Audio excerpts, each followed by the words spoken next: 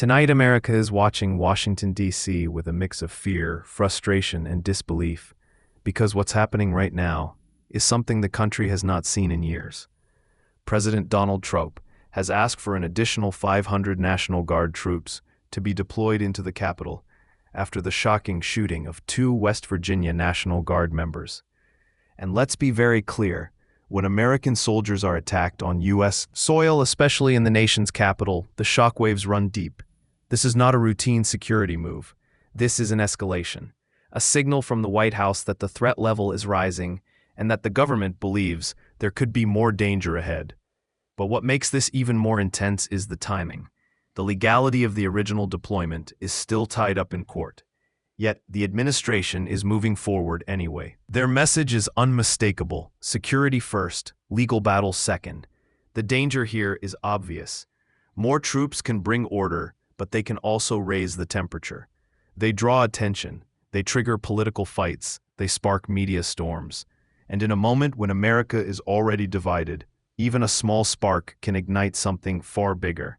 Still, for millions of Americans watching this unfold, the reaction is simple. If those protecting the country are being targeted, then the government must respond. If it happened once, it can happen again. And no president, Republican or Democrat, would risk letting that continue. The very same time, another major decision has landed. The Trump administration has halted all immigration cases involving Afghan applicants, indefinitely pending what they call further review. This is enormous. It affects families, refugees, former interpreters who assisted U.S. forces, and thousands whose cases were already delayed. The administration argues this is about national security. After the attack on Guard members, after rising threat alerts, after years of disputes about vetting, they want to reassess who enters the country and how. Supporters say it's the right move. They claim the rush to process thousands after the fall of Kabul weakened the vetting system. They argue that even one dangerous applicant slipping through could have catastrophic consequences. National security first, everything else second. Critics say this freeze is dangerous, that it leaves allies abandoned, that it pulls families apart, that it could damage U.S. credibility abroad. They warn it may create resentment and weaken intelligence partnerships built over decades. But in truth, both sides are reacting to a nation in transition. America is redefining what safety means in 2025. It is deciding who qualifies as a threat and where the line is drawn between compassion and caution. And while the freeze is temporary, on paper, we all know that pending review can stretch for months, sometimes years. So what happens next? Let's break down the trajectory. First, the troop increase is almost certain to go through. Even if courts object, the White House will argue emergency authority. Expect rapid mobilization.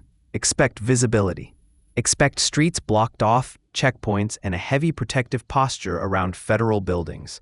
And whenever troops become highly visible, politics intensify. Protests, counter-protests, social media eruptions.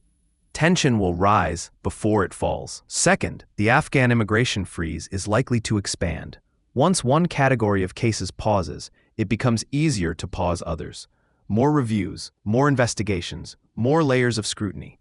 Immigration policy is about to become tougher, stricter, and far more selective. Third, the impact on everyday Americans. And this is where the picture becomes complex. The danger is instability. A politically charged security posture in the Capitol can spark confrontation. Immigrant communities may experience fear, uncertainty, and anger. And anything, a rumor, a protest, a single violent moment, could rapidly escalate. But many Americans will also see benefits. A government acting aggressively to secure the homeland, protecting service members, and reevaluating systems they believe were rushed or flawed. The real test is whether these actions stabilize the nation or ignite a firestorm. Whether security measures calm Washington or trigger political backlash. Whether America can protect itself without compromising its values. What Americans need right now is stability, clear communication, firm leadership, decisions rooted in security, not chaos. And agree with Trump or not, his administration is showing it's willing to make hard decisions, even if those decisions create political earthquakes. The next few days will tell us everything. Because Washington tonight stands at the center of a struggle over safety, legality, and the future direction of the United States.